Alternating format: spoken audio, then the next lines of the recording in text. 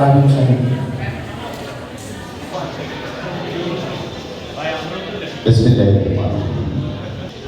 এখানে যারা উপস্থিত হয়েছেন, আমাদের এখানে আছেন এই ব্রাহ্মণবাড়িয়া নয় তথা হয়েছে অনেক কিছু।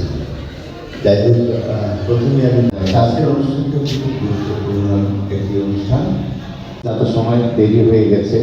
লুৎফর রহমান স্যার দেশের জন্য আমি বলছি যে লুৎফর রহমান স্যারের নামে যে কবরস্থানও কিন্তু তার পাশে, তো তারা প্রাণ দিতে পারে তেমনই একটি মানুষের এই মঞ্চে আমার বাংলা বিভাগের যিনি ছিলেন একে মহানুর, কিন্তু সেটা দেখে যেতে পারে না। আমি সৌভাগ্যবান যে এই বইতে আমার একটি বসে আছে, যেখানে দাঁড়িয়েছি আমি প্রথম উচ্চারণ করে থাকি শহীদ লুৎফর রহমান।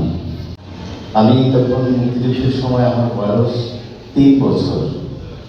মায়ের কোল থেকে ওনার কোলে আমি চলেছি। তখন মাকে বলছিলাম যে আমি এই অনুষ্ঠানে যাবো। আপনারা সৌভাগ্য ভীষণ হয় যে আমাদের ব্রাহ্মণবাড়ির অবদানে আমাদের কাজী মনির হোসেন মুক্তিযোদ্ধা আর এই বইটি বেরোলে করে শেষ পর্যন্ত সেই মানুষই নেই, কিন্তু তার যে স্মৃতি ব্যতিক্রম মানুষ কোরআন মুক্তি নিয়ে অনেকদিন চলে এসেছে। যাই হোক, আরেকটি কথা হলো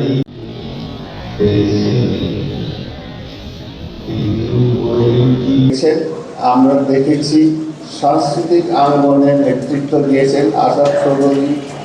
প্রকাশনার জন্য আমি পার্সোনালি জাইদুল ভাইয়ের পরামর্শক্রমে হয়েছিলেন। ব্রাহ্মণবাড়িয়ার যে পুরাতন কারাগার, এখন তো নতুন কারাগার, কিন্তু তাকে জীবন দিতে হয়েছে এবং দেশের জন্য তিনি কি করেছেন সেটা তার বই। অভিজ্ঞতা দ্বারাই সেটি হচ্ছে অধ্যাপক মিন্নাত আলী, শান্তনু। আমরা বইটি পড়লে আরো উন্নত হবো এবং জানতে পারবো।